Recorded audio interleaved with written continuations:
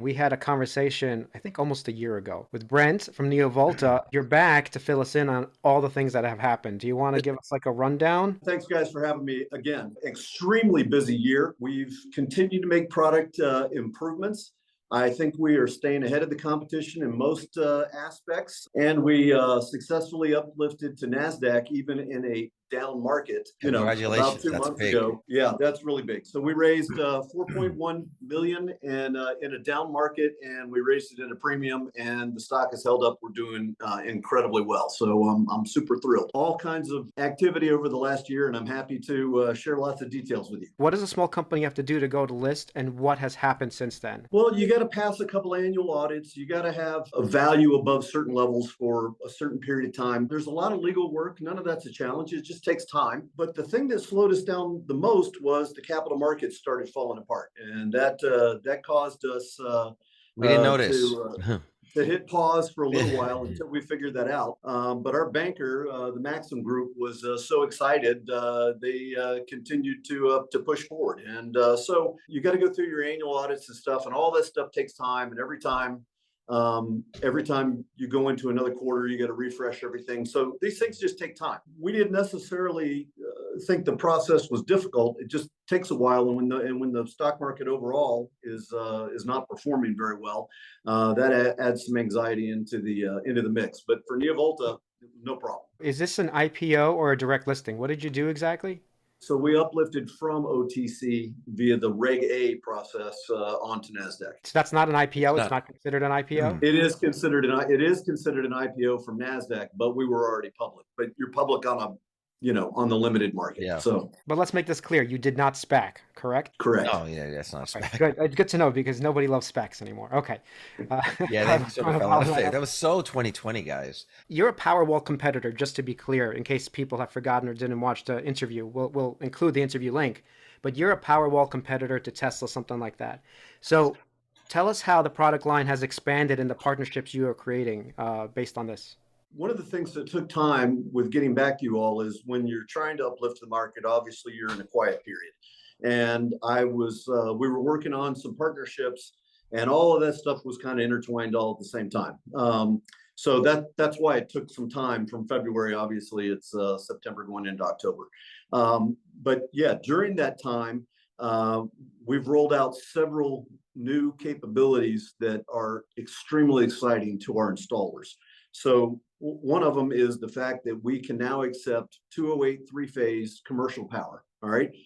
The vast majority of our competitors can only take 120, 240 if you want to get, which is residential power. If you want to go to commercial power, this is a different product. With Neovolta, that's a settings change, 5 minutes. That's fantastic. And more important than that, you don't have to install somewhere between a $3,000 and a $5,000 transformer to make that happen. So a lot less equipment, a lot less cost, and yet all the benefits, and it works great. Have you noticed the effect of that on winning commercial bids? We absolutely have, and we'll be making a big announcement about that in 3 weeks, sometime in the month of October. We've previously put out one press release on one aspect of these installs. So this is EOS Linx. It's solar panels with a 75-inch color indoor-outdoor TV. All powered by Neovolta at the bottom. It's kind of hard to see on that picture, but on the bottom of the underneath of that is a derivative of our NV14 energy storage system. And it comes with 2 and expandable to 4 grid-tied EV chargers. That's really important because, the sun's not always shining, and sometimes it's midnight, sometimes it's raining for 3 to 4 days straight. If you're also grid connected, then the electric vehicle, as long as the grid is up, can get a full charge of power in a very short period of time. So we've made there's kind of 2 parts of that overall contract, and it's expanding rapidly. One is they're installing in convenience stores and gas stations. Why would they be doing that? Well, a convenience store for the most part makes the majority of their profits based on customers coming inside the store and buying soda pops and snacks and all those kind of things, right?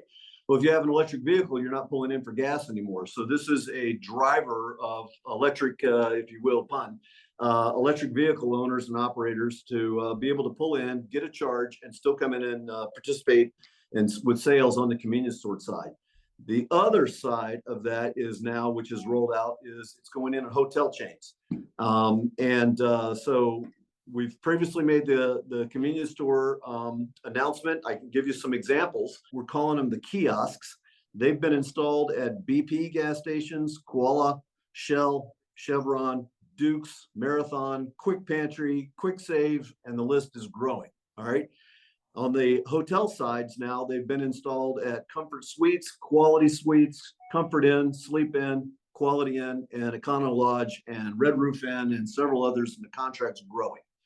So in terms of EOS Linx itself, the one I just showed, are you saying you have two of those sort of Powerwall type units? Your NV14, is that correct? Is that what they're called?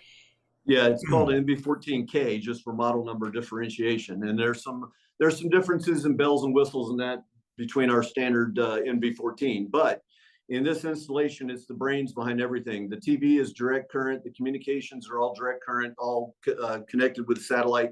The TV then can be used as an advertising platform. And of course, you get the 2 to 4 rapid charge EV chargers. And Neovolta sits in the center of all that, and the brain's making all that stuff happen. Neovolta systems to be deployed in EOS Link EV charging stations at a major hotel brand. Continues expected rollout of 1,000 Neovolta systems at hotel chains, gas stations, and convenience stores nationwide. San Diego, Neovolta, manufacturer of smart energy storage solutions, today announced that its systems will be installed in electric vehicle charging stations at a national hotel brand. This initial phase of installations continues an expected nationwide rollout of Neovolta batteries in 1,000 EOS Linx charging stations at various hotel chains, gas stations, and convenience stores nationwide over the next 3 years. With EOS charging stations on site, guests at these hotel locations will be able to charge their electric vehicles overnight while they rest, enhancing their stay. The parent company of the brand is one of the largest lodging franchises with nearly 7,000 hotels. The first installation of an EOS charge station recently took place in a hotel in Nashville. How many current installs at these actual? As part of this contract. 56 and growing. Permitting has been the slow part to get it up and running. There's another shipment of another manufacturing facility on EOS Linx side has been stood up in Arizona. And so we've got another large shipment to go into them in a few weeks. I do have a question about about the technical. You said it was the NV14 was the basis of that. So yeah, it's hard to see. It's at the bottom. So you see the TV in the middle. There's solar panels on the top. There's the 75-inch TV in the middle, and underneath all that is the NV14 is enclosed. NV14 right here, basically this advertising space too. Whatever's on here. Yes, it says EOS Linx. My question has to do with what the Neovolta system is doing in this. There it is. What the Neovolta battery is doing within this system. I understand that you said it's like the brains of the operation. It's essentially holding the storage from the solar panels. But I mean, I can easily pull 50 kilowatt hours or 30, 40 kilowatt hours on a single charge at some points when I'm charging my vehicle. What is the maximum capacity of that? Do we have multiple NV14 batteries there? Well, so it's the same 14.4 kilowatts. I mean, that's a good question. Same 14.4 kilowatts as our normal energy storage systems. The energy storage system is mainly allowing the solar to produce and transmit, running the TV and running all the communications so we can do remote advertising. At the same time, it's grid connected. That way, the electric vehicles can take a full charge no matter what the atmospheric weather conditions or day or nighttime conditions may be.